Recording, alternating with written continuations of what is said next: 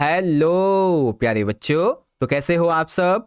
बहुत बहुत स्वागत है आप सभी का आज की इस वीडियो में। और आज की ये स्पेशल वीडियो क्लास 9th का आपका हिंदी का जो सब्जेक्ट है बच्चों, हिंदी ए, जिसे आप हिंदी आवे कहते हैं, इसी के एनुअल यानी कि फाइनल के एग्जाम के लिए बहुत ज्यादा इंपॉर्टेंट वीडियो होने वाली है। जी हाँ, क्योंकि जैसा कि आप सभी को पता है कि जो बच्चे मॉर्निंग शिफ्ट के हैं इनका कल कल यानी कि 21 फरवरी 2026 को, और जो बच्चे इवनिंग शिफ्ट के हैं इनका 23 तारीख को आपका हिंदी का जो फाइनल एग्जाम है, एनुअल एग्जाम, वार्षिक पेपर, ये होने वाला है। ठीक है ना। तो आज की इस वीडियो में आपके मॉर्निंग और इवनिंग शिफ्ट के पेपर के लिए हम एक मोस्ट इंपॉर्टेंट जो हमारा सैंपल पेपर है इसी को सॉल्व कर रहे थे। ठीक है ना, चौथा सैंपल पेपर। तो ये वीडियो इसी पेपर 4 के पार्ट 2 की रहने वाली है। और पता है बच्चों, ये जो पार्ट 2 की वीडियो है ना, आप सभी के लिए बहुत इंपॉर्टेंट है। अभी बताता हूं कैसे। पहले ये सुनो, 15 प्रश्न पेपर में होंगे, 4 खंड होंगे। खंड का के अंदर आपके 2 प्रश्न होंगे, खंड खा में आपके 4 प्रश्न होंगे, खंड गा के अंदर 5 प्रश्न और घा के अंदर 4 प्रश्न। अब इंपॉर्टेंट इसलिए है क्योंकि इस पार्ट 2 की वीडियो में हम अपना खंड गा और घा डिस्कस करेंगे। खंड गा के अंदर क्या है बच्चों, जो आपकी दोनों किताबें हैं, क्षितिज और कृतिका, इन दोनों के ही इंपॉर्टेंट एमसीक्यूज हैं, इंपॉर्टेंट थ्योरी वाले क्वेश्चन आंसर हैं। तो इस वीडियो से आपके सिलेबस का रिवीजन भी होने वाला है। ठीक है, इंपॉर्टेंट क्वेश्चन का। फिर खंड घा देखेंगे, इसके अंदर अनुच्छेद लेखन कैसे करना होता है, पत्र लेखन कैसे करना है, ईमेल लेखन कैसे करना है, लघु कथा लेखन, संवाद लेखन, सूचना लेखन, जितने भी आपके ये टॉपिक हैं इन सभी को एक एक करके अच्छे से समझेंगे, बहुत बढ़िया तरीके से। ठीक है ना। इसीलिए मैंने बोला था बच्चों कि ये वीडियो आपके लिए बहुत इंपॉर्टेंट है। वीडियो अच्छी लगती है तो इस वीडियो को ज्यादातर लाइक कीजिएगा, अपने दोस्तों में शेयर कीजिएगा। कमेंट बॉक्स में आप मुझे अपना फीडबैक बता सकते हैं कि आपकी वीडियो कैसी लगी देखने के बाद में। बाकी रेडी हो जाओ बच्चों, शुरुआत करते हैं अपने पार्ट 2 की वीडियो को। और एडवांस में आप सभी को आपके हिंदी के पेपर के लिए ऑल द बेस्ट। तो चलो बच्चों, वीडियो शुरू करते हैं। ओके, तो प्यारे बच्चों, पिछली वीडियो में जो हमारी पार्ट 1 की वीडियो थी ना, उसके अंदर हम क्वेश्चन नंबर 8 तक ऑलरेडी समझ चुके हैं। ठीक है, एक बार आपको मैं दिखा भी देता हूं। देखो, हमने क्वेश्चन नंबर 8 तक ये समझ लिया था, जो हमारे चैप्टर वाले क्वेश्चन आंसर थे ना यहां तक, और एमसीक्यू वगैरह जो है सारे के सारे समझ लिए थे। ठीक है, खंड गा के। अब हम शुरुआत करेंगे क्वेश्चन नंबर 9 से। और 9 में क्या है बच्चों, क्या दिया गया है, ध्यान से देखो। क्वेश्चन 9 है कि पठित पाद्यांश पर आधारित बहुविकल्पीय प्रश्नों के जो उत्तर है इसको चुनकर सही से लिखिए। तो बच्चों यहां पर ये जो है कवि रसखान जी ने उनका जो काव्य बच्चों ये वहां से लिया गया है। आप चाहो तो इसे पढ़ लो, मैं सीधा का सीधा आपको क्वेश्चन करवाऊंगा। ठीक है, क्वेश्चन जरूरी है हमारे लिए। तो चलो देखते हैं। 5 क्वेश्चन है, 5 एमसीक्यू, सारे आपको करने हैं बच्चों। सबसे पहला क्वेश्चन, कवि रसखान का असली नाम क्या था। रसखान जो कवि है ना, इनका असली नाम क्या था। सैयद अहमद, सैयद इब्राहिम या फिर सैयद इब्राहिम। ठीक है, इनमें से क्या था। तो फटाफट से बताएंगे बच्चों।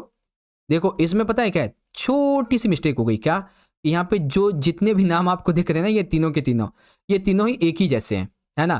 तो इसीलिए क्या होगा, यहाँ पे ये 2 ऑप्शन हटाई दो आप। ठीक है, समझ लो कि आपका खबाला सही है। ठीक है, सैयद इब्राहिम इनका नाम है। ओके, चलो क्वेश्चन नंबर 2 में क्या दिया गया है, कवि के अनुसार निम्नलिखित कथनों को ध्यानपूर्वक पढ़िए।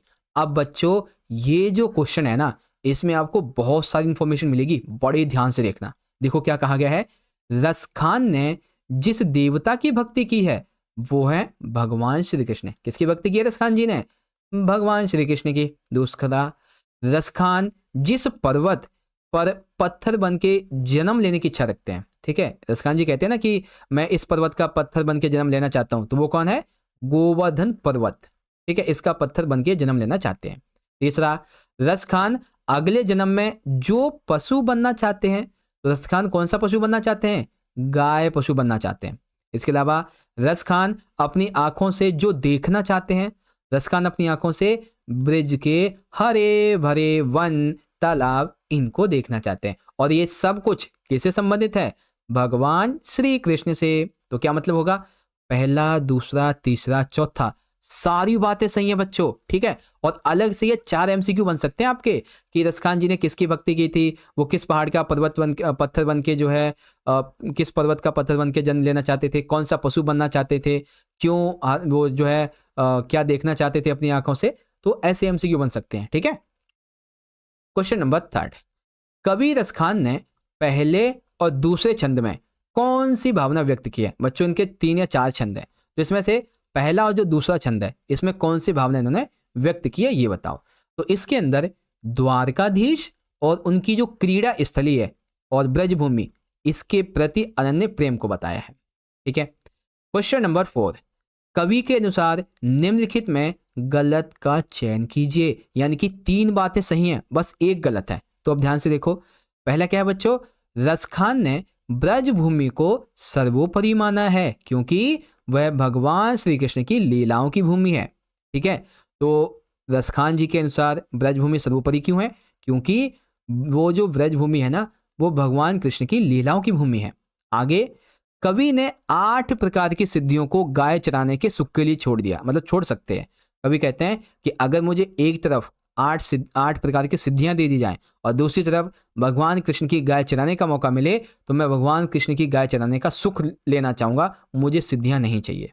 ठीक है, तो इतनी ज्यादा प्रेम करते हैं। आगे, रसखान की कविताओं में ब्रज भाषा का प्रमुख प्रभाव दिखता है। ठीक है भाई, ब्रज भाषा ही तो दिखेगी जब भगवान कृष्ण के बारे में लिखते हैं। तो अब घा वाला जो ये गलत है। गलत कैसे है? कहा गया है लकुटी और कमरिया के प्रति कवि अपनी संपत्ति जो है समर्पित करने को तैयार है, जबकि ये गलत है। कवि अपनी संपत्ति नहीं बल्कि सब कुछ, क्या उसे 3 लोगों का सुख भी दे दिया जाए ना, वो उससे भी छोड़ सकता है, सिर्फ किस लिए? लकुटी और कमरिया के लिए। लकुटी कमरिया भगवान कृष्ण के द्वारा उपयोग किए हुए वस्त्र और वो थे। ठीक है, इसीलिए। अब देखो बच्चों, शब्दार्थ की बात कर लेते हैं। तो कविता के अनुसार दिए गए शब्द और उनके अर्थों को ध्यानपूर्वक पढ़िए। तो एक शब्द है गिरी और तड़ाग। गिरी का मतलब होता है बच्चों पहाड़, तड़ाग का मतलब होता है बच्चों तालाब। कालिंदी और पुरंदर, कालिंदी यमुना का नाम है, पुरंदर इंद्र भगवान का नाम है। कहा बहस, इसका मतलब है वश में होना, मंझारना यानी कि बीच में। तो ये अलग अलग से एमसीक्यू आ सकते हैं बच्चों। तो आंसर होगा पहला, दूसरा, तीसरा, चौथा, ये सब के सब हमारे बिल्कुल सही हैं। ठीक है, सब के सब एकदम बिल्कुल राइट हो जाएंगे बच्चों। ठीक है, चलिए आप देखेंगे क्वेश्चन 10th को। अब क्वेश्चन 10th है कि हमारी जो पठित जो पाठ है यानी कि पोयम जो है ना, यहाँ पे पद्य पाठ जो है, इससे आधारित हमसे 5 प्रश्न पूछे जाएंगे। वैसे देखो मैं फिर से बता रहा हूँ, प्रश्न पेपर में 4 ही आएंगे जिसमें से 3 के आंसर देने हैं, लेकिन आपको मैं 5 इसलिए देता हूँ ताकि एक और एक्स्ट्रा प्रिपरेशन करवा दूं। ठीक है, चलो पहला क्वेश्चन क्या है? कवि ने ज्ञान के आगमन की तुलना सामान्य हवा से ना करके आंधी से क्यों की है? ज्ञान की आंधी का भक्त के जीवन पे क्या प्रभाव पड़ता है? ध्यान से समझना इस बात को। कवि जी ने कहा कि जब व्यक्ति के अंदर ज्ञान आता है तो ज्ञान कोई सामान्य हवा नहीं बल्कि आंधी की तरह आता है और ज्ञान से भक्त के जीवन पे प्रभाव भी पड़ता है। तो इसके बारे में बताना है। तो 2 क्वेश्चन है बच्चों, ध्यान से देखिएगा। देखो, सामान्य हवा कोई विशेष परिवर्तन नहीं करती, लेकिन देखो जिस तरह से ना सामान्य हवा कोई विशेष परिवर्तन नहीं करती, लेकिन जब आंधी आती है तो व्यापक बदलाव देखते हैं, सब डर से जाते हैं। इसी तरह ज्ञान की आंधी अज्ञान, माया, मोह इन सभी को हटा देती है और मनुष्य का मन निर्मल करती है। इसीलिए ज्ञान की आंधी को इंपॉर्टेंट बताया गया है। इसके आगे, ज्ञान की आंधी से भक्त के जीवन में अज्ञानता दूर हो जाती है, भ्रम दूर हो जाते हैं, वह मोह माया से मुक्त हो जाता है, उसका मन पवित्र और निश्चल हो जाता है और वह प्रभु भक्ति में रम जाता है। ठीक है, इस तरीके से लिखेंगे बच्चों। तो यहाँ पे हमारा जो 10वां है वो यहाँ पे पूरा हो गया। ठीक है, मतलब 10वें का पहला वाला। अब देखो इसमें आगे क्वेश्चन क्या कहते हैं?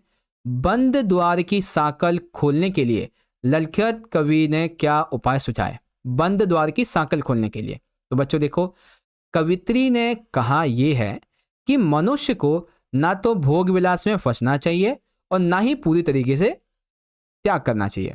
कवित्री कहती हैं कि मनुष्य को ना पूरी तरीके से भोग विलास में फंसना भी नहीं चाहिए और पूरी तरीके से उसे त्यागना भी नहीं चाहिए। उसे सभी प्राणियों को समान भाव से देखना चाहिए। ईश्वर हर जगह है, इसलिए उसकी हमें सच्ची भक्ति करनी चाहिए। ऐसी बातें हैं इसमें। ठीक है, अगला हमें भाव स्पष्ट करना है। क्या भाव? मृदुल वैभव की रखवाली सी कोकिल बोलो तो। यहाँ पे जो कैदी कोकिला है उसके बारे में कवि कहता है, हे कोकिला मृदुल वैभव की रखवाली सी कोकिल बोलो तो। है ना। तो इसका भाव क्या है बच्चों, आ जाओ भाव स्पष्ट करते हैं। भाव ये है, कोयल का स्वर बहुत मधुर और कोमल होता है, जो कि वैभव का प्रतीक है। भारत का वैभव भी प्राचीन समय में इसी प्रकार का था, जब इसे सोने की चिड़िया कहा जाता था। हालांकि अंग्रेजों के अत्याचारों के बावजूद वह वैभव आज भी मौजूद था। कवि कोयल से जानना चाहता है कि वह इस वैभव को फिर से क्यों लुटा रही है, क्योंकि आजकल परिस्थितियां बहुत ही ज्यादा बदल चुकी हैं। ठीक है, ओके। तो चलिए बच्चों, अब हम अगले क्वेश्चन को डिस्कस करते हैं, और वो भी बहुत अच्छे तरीके से। क्वेश्चन क्या है बच्चों, ग्राम श्री कविता में अरहर और सनई के खेत कवि को कैसे दिखाई देते हैं। तो अरहर और सनई के खेत जो है बच्चों, कविता में ग्राम श्री में कवि को कैसे दिखते हैं, तो चलो देखते हैं बच्चों। देखो, जब अरहर और सनई की फली में बीज आते हैं, जो अरहर है और सनई है, जब इसकी फली में ना बीज आ जाते हैं और हवाओं के साथ ये फलियां जब आपस में टकराती हैं, तो एक हल्की सी आवाज आती है, और यह आवाज करधनी जैसी होती है, जैसे कमर में पहनने वाला जो होता है ना, जिसे कंधनी या करधनी बोलते हैं। ठीक है, तो इसके जो घुंघरू होते हैं वैसी लगती है। कवि को ऐसा महसूस होता है जैसे धरती ने अपनी कमर में करधनी पहनी हो और यह आवाज उन घुंघरुओं से आ रही हो। फली के हल्के हल्के बजने से यह दृश्य और भी सुंदर और जीवंत बन जाता है। ठीक है, इस तरीके से लिखना है बच्चों। आ गया समझ? हाँ जी सर जी, आ गया। चलो अगला क्वेश्चन देखेंगे। तो अब है हमारा, मेघ आई कविता में कवि ने पीपल को ही बड़ा बुजुर्ग क्यों कहा है। ठीक है, कविता ने जो ये मतलब जो कवि है ना मेघ आई कविता का, इसने बोला कि जो पीपल है वो एक बड़ा सा बुजुर्ग है। ऐसा क्यों है भाई? ऐसा इसलिए बच्चों, क्योंकि गांव ने मतलब गांव ने नहीं, कवि ने गांव के बुजुर्गों की तुलना पीपल के वृक्ष से की है, क्योंकि पीपल का जीवन लंबा होता है और यह अपने आसपास के वातावरण को शुद्ध रखता है। ठीक है, पीपल के पत्ते औषधीय गुण से भरपूर होते हैं, जो बीमारियों और संक्रमण को दूर करने में सहायक होते हैं। ठीक इसी तरह से गांव के बुजुर्ग अपने दीर्घायु, अनुभव और सद उपदेश से समाज को दिशा प्रदान करते हैं। वे युवाओं को भटकाव से बचाकर सही मार्ग पे ले जाते हैं। जैसे पीपल पर्यावरण को शुद्ध करता है ना, वैसे ही यही कारण है कि कवि ने पीपल को गांव के बुजुर्गों का प्रतीक बताया गया है। ठीक है, इस तरीके से करेंगे। चलिए आखिरी क्वेश्चन है, आपके विचार से बच्चों को काम पर क्यों नहीं भेजा जाना चाहिए, उन्हें क्या करने के मौके मिलने चाहिए, ये बताइए। तो आओ बच्चों समझते हैं ध्यान से। देखो, मेरे विचार से बच्चों को काम पे नहीं भेजा जाना चाहिए, क्योंकि यह उनके मानसिक और शारीरिक विकास को बाधित करता है। अभी के टाइम पे जो उनका ये बचपन है ना, यही उनके मानसिक और शारीरिक विकास को बढ़ावा देगा। लेकिन काम पे डाल दिया काम करने पे, तो समझो उनके जीवन तहस नहस हो जाएगा। ठीक है, यह उनकी उम्र शिक्षा और खेलकूद की होती है। बच्चों को स्कूल में पढ़ाई का अवसर मिलना चाहिए, उन्हें खेलकूद व अन्य रचनात्मक गतिविधियों में भाग लेने के लिए प्रेरित करना चाहिए। इस तरह वे आत्मनिर्भर और समाज के लिए उपयोगी नागरिक बन सकते हैं। उनका समुचित विकास ही देश के उज्जवल भविष्य की नींव को रखेगा। ठीक है, इस तरीके से लिखना है बच्चों। तो आ गया होगा मेरे हिसाब से आप सभी को ये वाला क्वेश्चन समझ में। तो यहाँ पे हमारा ये जो पार्ट है 10वें का पूरा हो गया। अब हम क्वेश्चन नंबर 11 को डिस्कस करेंगे। ठीक है, देखो बच्चों, क्वेश्चन नंबर 11, पूरक पाठ्य पुस्तक के निर्धारित पाठों पर निम्नलिखित 3 प्रश्नों में से किन्हीं 2 के आंसर दीजिए। 4 नंबर के हमारे ये 3 प्रश्न होने वाले हैं। चलो बच्चों शुरुआत करते हैं। पहला क्वेश्चन, पान की दुकान पर एकत्रित लोग बाढ़ के संबंध में तरह तरह की बातें कर रहे थे, लेकिन लेखक ने वहां से हट जाने में ही अपनी भलाई क्यों समझी। ठीक है, लोग तरह तरह की बात कर रहे थे, तो लेखक ने अपने आप को वहां से हटने में अपनी भलाई क्यों समझी। क्योंकि देखो, शहर में बाढ़ का पानी घुसने की आशंका तथा उसे देखने के लिए लोग पान वाले की दुकान पर एकत्र हुए। लोग तरह तरह की बातें करने लगे। ऐसे खतरे के समय भी लोग बाढ़ से भयभीत नहीं थे, बल्कि हंसी खुशी से पान खा रहे हैं, कौतूहल से बाढ़ को बढ़ते हुए देख रहे हैं। बाढ़ का हिस्सा उनके आसपास आने वाला है, फिर भी वो मस्त तरीके से मौज मस्ती ले रहे हैं, देख रहे हैं।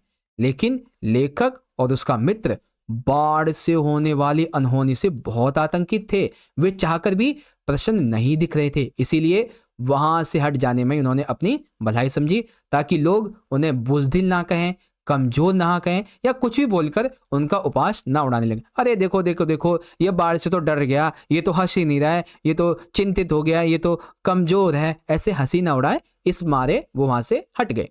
ठीक है, और अच्छा भी किया उन्होंने वहां से हट के। अगला क्वेश्चन देखेंगे बच्चों, मेरे संग की औरतें पाठ में लेखिका की मां परंपरा का निर्वाह ना करते हुए भी सबके दिलों पर राज करती थी। इस कथन के आलोक में लेखिका की मां की विशेषताएं लिखो। देखो, लेखिका की जो मां है उसने परंपरा के हिसाब से जो पत्नी के दायित्व होते हैं उसको नहीं निभाया ढंग से। ठीक है, लेकिन फिर भी समाज की परंपराओं को भी ढंग से नहीं निभाया, लेकिन फिर भी उसने लोगों के दिलों पर राज किया। अब कैसे राज किया, तो देखो बच्चों, लेखिका की मां एक अद्वितीय व्यक्तित्व की धनी थी, यानी कि उनकी जो पर्सनैलिटी थी वो काफी अलग थी। कैसे, वे खादी पहनने और गांधी जी के आदर्शों का पालन करने वाली महिला थी।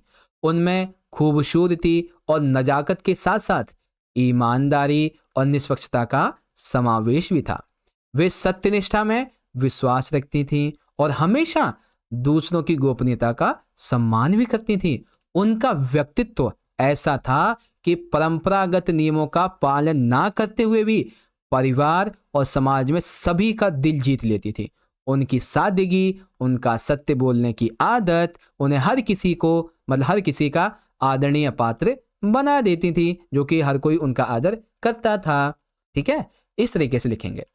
अब हमारा अगला क्वेश्चन और आखिरी, रामस्वरूप और गोपाल प्रसाद बात बात पर हमारा जमाना था, हमारा जमाना था, हमारा जमाना था, ये बात कहते हैं। ये कहकर समय की तुलना वर्तमान समय से करते हैं। इस प्रकार की तुलना करना कहां तक तर्कसंगत है, यानी कि यहाँ पे आपको अपने विचार लिखने हैं कि बात बात पे ये कहना कि हमारा जमाना था, हमारा जमाना था, और उसकी तुलना वर्तमान से करते हैं, तो ये करना कहां तक तर्कसंगत है। तो देखो बच्चों, सिंपल सी बात आप ये समझो, मनुष्य स्वाभाविक रूप से अपने अतीत को बेहतर मानता है। जैसे हम हैं तो हम अपने अतीत को बेहतर मानते हैं। रामस्वरूप और गोपाल प्रसाद भी अपने समय को श्रेष्ठ दिखाने का प्रयास करते हैं, लेकिन इस तुलना को पूरी तरह से सही नहीं ठहराया जा सकता। ठीक है, इस तुलना को पूरी तरह से सही नहीं ठहराया जा सकता। कुछ बातें अतीत में अच्छी रही होंगी, लेकिन हर पहलू सही हो ये जरूरी तो नहीं। कुछ बातें ठीक रही होंगी, लेकिन सब सही हो ये थोड़ी ना जरूरी है। उस समय की अच्छाइयाँ तत्कालीन समाज के अनुसार उपयुक्त थी। जैसे उस समय जो अच्छाई थी ना, उस समय के समाज के हिसाब से सही होगी, लेकिन जैसे जैसे समय बदलता है, परिस्थितियां बदलती हैं, लोग बदलते हैं, माहौल बदलता है, तो चीजें भी बदलती हैं। जैसे क्या था कि पहले लड़कियों की शिक्षा का महत्व नहीं दिया जाता था, लेकिन आज हम बात करें तो लड़कियों की शिक्षा को प्राथमिक आवश्यकता बना दिया गया है कि लड़कियों को भी पढ़ना जरूरी है। अब इस तरह से उनके विचार केवल उनकी सोच को दर्शाते हैं, ना कि कोई एक सार्वभौमिक जो सत्य है उसे दर्शाते हो। ठीक है, तो इस प्रकार से बच्चों आपका ये जो कॉन्सेप्ट है यहाँ पे पूरा हो गया क्वेश्चन नंबर 11 का। बच्चों पिछली वीडियो में इसकी नहीं, जो हमारा पेपर दूसरा था ना, उसमें मैंने आपको कुछ क्वेश्चन करवाए थे। एक बार आप सारे बच्चे उनका भी रिवीजन कर लें तो मेरे हिसाब से आपके लिए अच्छा रहेगा, है ना।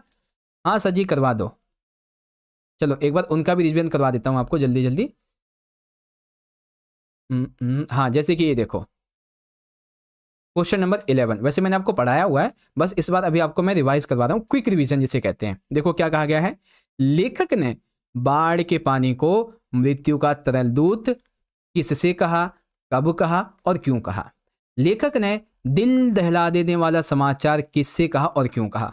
ठीक है, तो क्वेश्चन देख लीजिए बच्चों, क्वेश्चन का आंसर इतना बड़ा है, इसे आपको याद करना है। मैं समझाऊंगा नहीं, क्योंकि पहले ही इससे पहले के पेपर में आपको मैं समझा चुका हूं, इसीलिए मैं कह रहा हूं ये सिर्फ आपके रिवीजन के लिए मैं कुछ क्वेश्चन दिखा रहा हूं आपको, ताकि आप इसे पढ़ के समझ लें। ठीक है, और भी क्वेश्चन देखेंगे तो ये आपके 3 क्वेश्चन है, टोटल 3 क्वेश्चन है ना, और इन तीनों के आपके ये तीनों के तीनों ये उत्तर यहाँ पे मिल जाएंगे, इजीली पढ़ सकते हो। ठीक है, ये रहे। और भी देखेंगे बच्चों, तो हमारे जो चैप्टर वाले क्वेश्चन आंसर थे ना, चैप्टर वाले, वो भी आपको मैंने करवा रखे अच्छे से। ये देखो यहाँ पे ये आपकी जो कविता वाले क्वेश्चन है ना, सारे के सारे ये वो क्वेश्चन है जो कि आपको मैंने अच्छे से करवाए हुए हैं, है ना। इसके अलावा आप देखेंगे तो चैप्टर वाले भी क्वेश्चन करवाए हुए हैं, आप चाहें तो यहाँ से पढ़ सकते हैं। ये देखो भाई कितने सारे चैप्टर के क्वेश्चन हैं, सब आपको समझा रखा है मैंने अच्छे से। अगर इनकी तैयारी कर ली ना तो समझ लो काफ़ी अच्छे नंबर आ जाएंगे आपके। ठीक है, चलो अब हम चलते हैं अपने नए पेपर की तरफ और अब शुरुआत करेंगे इस पेपर के अगले खंड की, जो कि है खंड नंबर घ, यानी कि रचनात्मक लेखन का। तो आओ बच्चों इसे ध्यान से समझते हैं।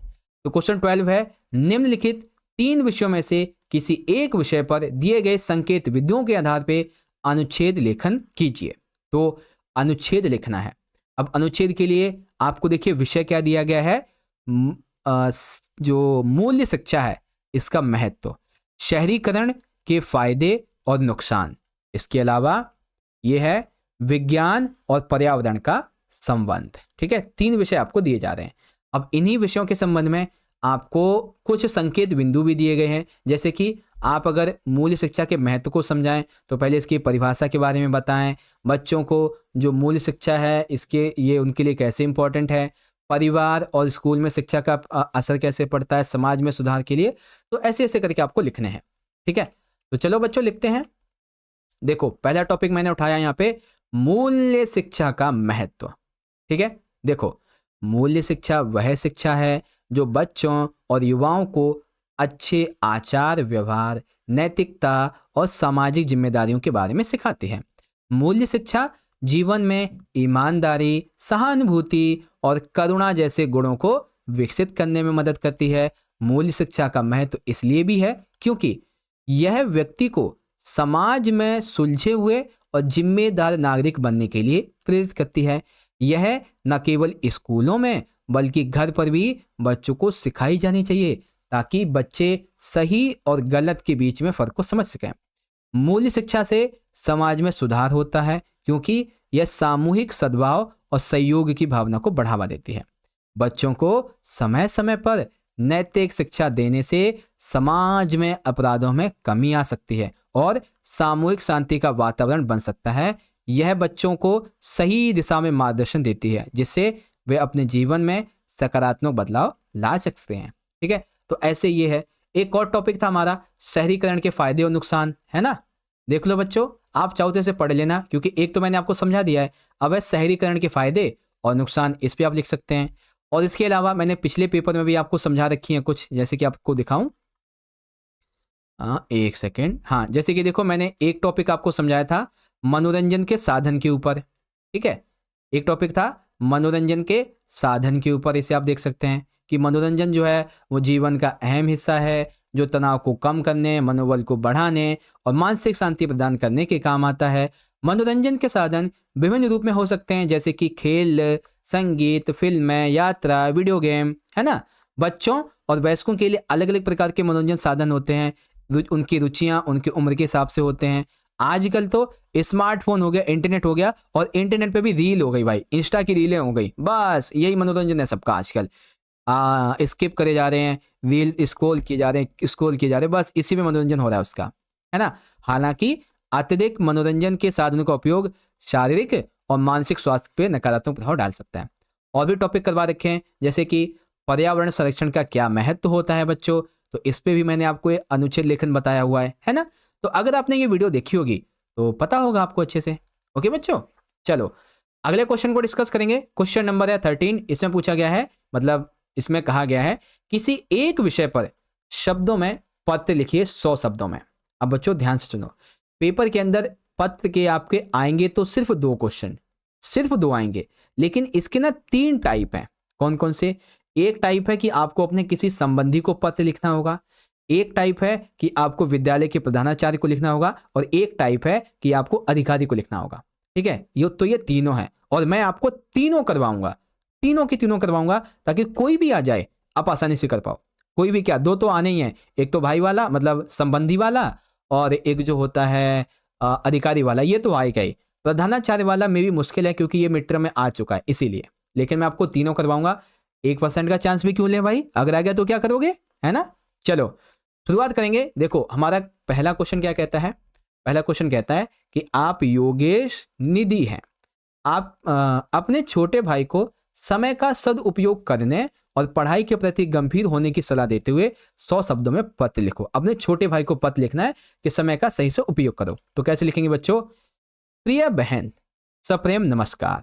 मुझे आशा है तुम्हारी मेहनत और लगन की मैं सराहना देती हूँ, लेकिन आज मैं तुमसे एक महत्वपूर्ण विषय पर बात करना चाहता हूँ। यह विषय है समय का सदुपयोग। हमारे जीवन में समय सबसे मूल्यवान चीज है। एक बार जो समय निकल जाता है उसे वापस नहीं लाया जा सकता। तो मैं अपनी पढ़ाई और अन्य कार्यों को एक निर्धारित समय में करने की आदत डालनी होगी। यह बहुत जरूरी है कि हम समय का सही उपयोग करें ताकि जीवन में किसी भी काम में हमें जल्दबाजी ना करनी पड़े। मैं जानता हूं तुम इसमें सफल जरूर होगी। तुम्हारी प्यारी बहन योगिता। ठीक है, तो एक बड़ी बहन ने अपनी छोटी बहन को ये लिखा है कि समय का उपयोग कैसे करना है। आप इसमें बच्चों अपनी तरफ से लाइनें जरूर लिख सकते हैं। ठीक है, ऐसे करना है। अब दूसरा लेटर का क्या टाइप है बच्चों कि अधिकारी को पत्र लिखना है। तो आप आर्यन है या प्रियंका हैं, आपके क्षेत्र की सड़क जो है ना, इसकी हालत बहुत खराब हो गई है। क्षेत्र की सड़क की हालत खराब हो गई है। ऐसे में नगर निगम के अधिकारी को पत्र लिखना है और आपको कहना है कि इसकी मरम्मत करवाइए। मरम्मत की मांग के हिसाब से पत्र लिखना है। तो चलो बच्चों कैसे लिखेंगे? देखो, पत्र लिखने के लिए आपको ना एक चीज याद रखनी है। क्या? आपको सबसे पहले जो है ना अपना पता लिखना है। ठीक है, क्या लिखना है? अपना पता। ठीक है, आपका क्या पता है बच्चों? आप वैसे एड्रेस तो दे नहीं रखा होता प्रश्न में, तो आप लिख दीजिए कुछ भी। यहाँ पे लिख दीजिए परीक्षा भवन। ठीक है, परीक्षा भवन, या फिर आप कुछ और भी ऐड कर सकते हैं, जैसे कि 100 शांति निकेतन कुंज, करोल बाग, दिल्ली। अपना पता लिख दिया। फिर आप लिखेंगे दिनांक। क्या लिखेंगे? दिनांक। डेट क्या है बच्चों? तो जैसे मैंने डेट लिख दिया 20 मार्च।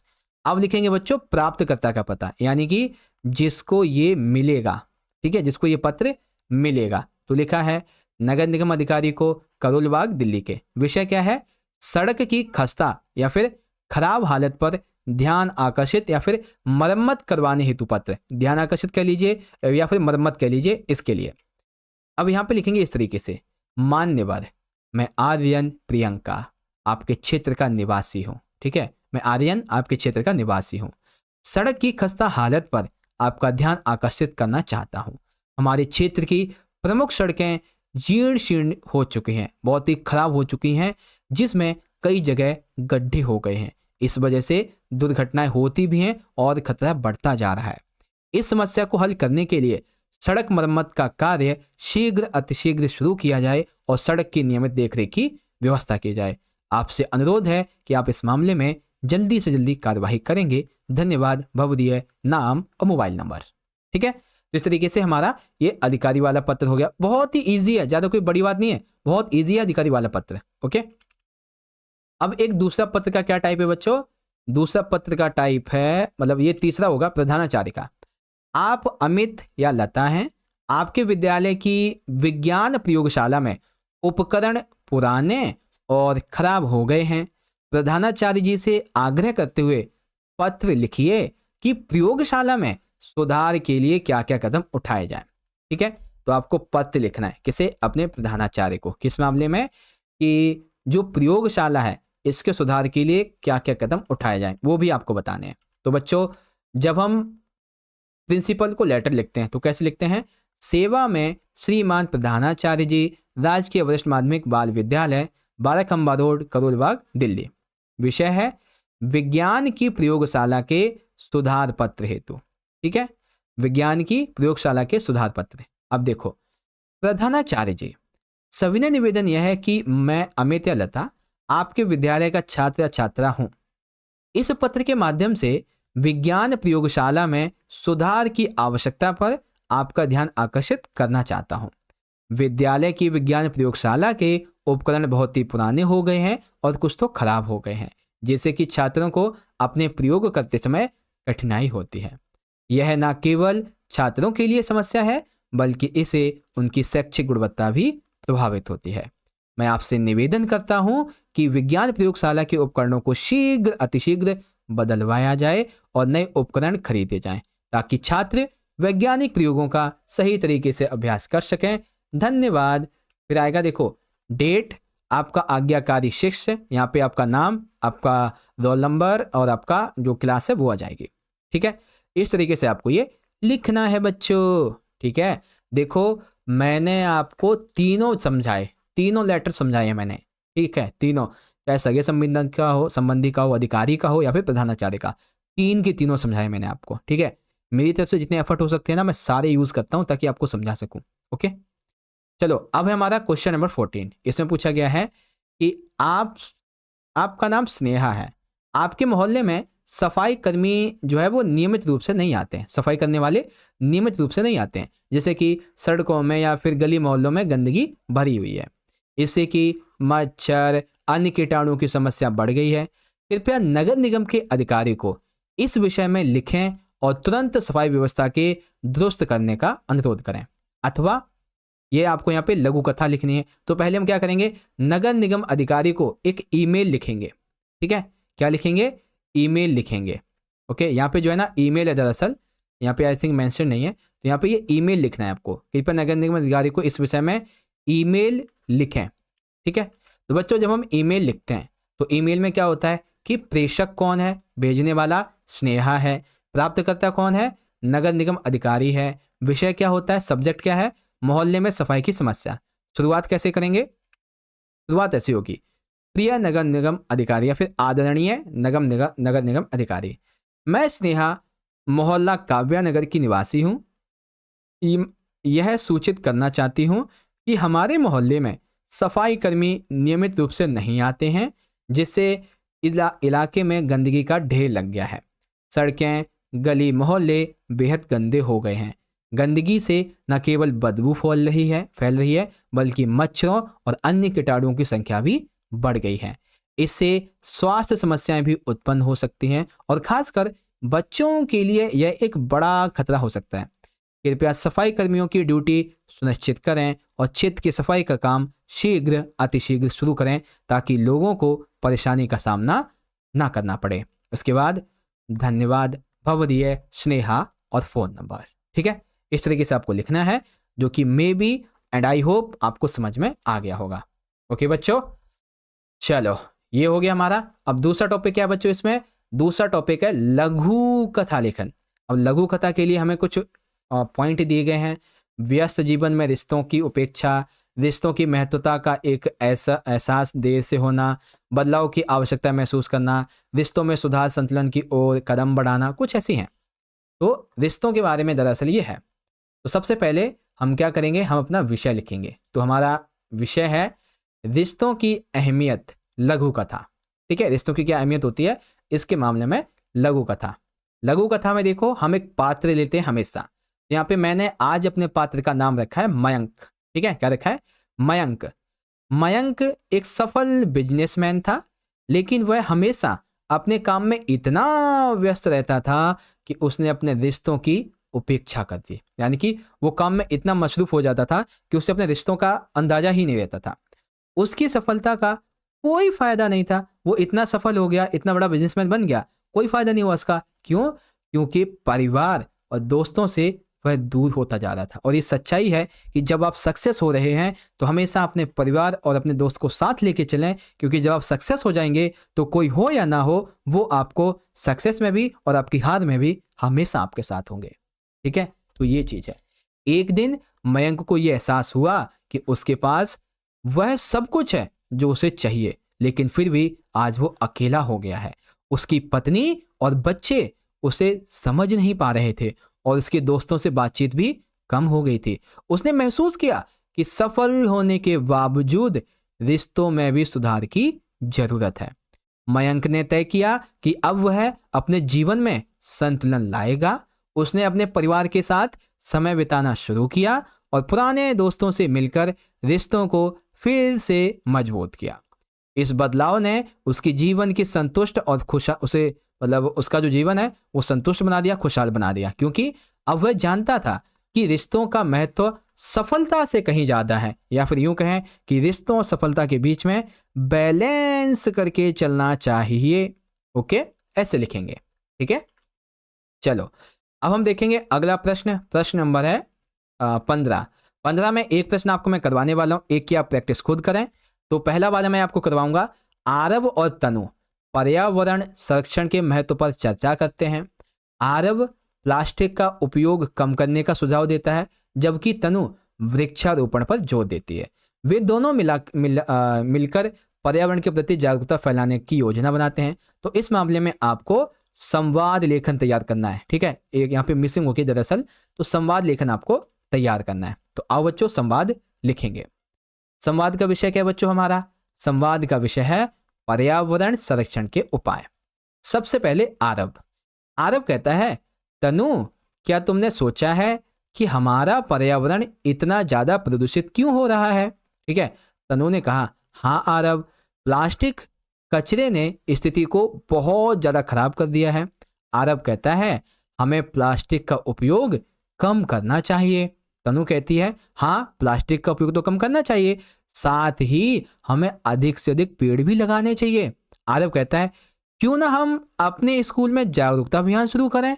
क्या लगता है तनु, हमें अपने स्कूल में जागरूकता अभियान करना चाहिए? वहीं से शुरुआत करते हैं इस मामले में। तनु कहती है, वाह आरव, ये तो एकदम शानदार विचार है, हम पोस्टर और स्लोगन भी बना सकते हैं। आरव का, हाँ, और वृक्षारोपण का कार्यक्रम भी हम आयोजित कर सकते हैं। फिर इसके बाद तनु कहती है, हम इसमें छात्रों को भी शामिल कर लेंगे तो और अच्छा रहेगा, ज्यादा लोग होंगे। आरव का, हाँ भले ही ये हमारा बहुत ही छोटा कदम हो, लेकिन पर्यावरण को बचाने के लिए हम मदद जरूर करेंगे। तनु कहा, चलो इस पर अब काम शुरू करते हैं। ठीक है। तो बच्चों संवाद लेखन बहुत ही आसान होता है, जिसमें कि आपको क्या करना है, आप जैसे आप हो, आपका दोस्त है, उसका नाम लिख दो। आपका नाम राहुल है, आपके दोस्त का नाम अभिषेक है, जो भी है उसका नाम लिखो, और जो विषय दिया जाए उस पर अपने अपने विचार लिख दो, है ना। बस आपका संवाद इस तरीके से बन के तैयार हो जाएगा। ओके बच्चों, तो फाइनली यहाँ पे हमारा ये क्वेश्चन पूरा। ओके, तो इस तरह से प्यारे बच्चों आप सभी ने मेरे साथ मिलकर आज के इस वीडियो में क्लास 9th के अपने हिंदी के एनुअल यानी कि फाइनल के एग्जाम के लिए जो हमारा 4th वाला सैंपल पेपर है, इसको अच्छे से सॉल्व कर लिया है। ठीक है, पार्ट 2 भी हमारा पूरा हो गया है, तो ऑलमोस्ट पेपर 4 पूरा हो गया। अभी इस पेपर के अलावा आप कम से कम मान के चलो 3 से लेके 4 और आपके लिए अभी सैंपल पेपर की वीडियोस आएंगी, तो आप सारे बच्चे उनको जरूर से देख लीजिएगा बच्चों। ठीक है, बहुत जल्दी वीडियोस आ जाएंगी। और आप सभी को वीडियो अच्छी लगी है तो इस वीडियो को एक क्या कीजिए, आप प्यारा सा लाइक कर दीजिए। ठीक है, अपने दोस्तों में शेयर कर दीजिए ताकि वो भी देख लें वीडियो को। कमेंट बॉक्स में आप मुझे अपना फीडबैक बता देना कैसी लगी है। बाकी चैनल को सब्सक्राइब करके बेल नोटिफिकेशन को ऑल पे सेट कर लेना बच्चों, ताकि जब भी कोई नई वीडियो आए आप उसे देख सको। ठीक है, तो चलो बच्चों मिलते हैं आपसे सैंपल पेपर नंबर 5 की वीडियो के साथ। तब तक के लिए पढ़ते रहिए और अपना ख्याल रखिए। बहुत बहुत धन्यवाद। जय हिंद, जय भारत, वंदे मातरम।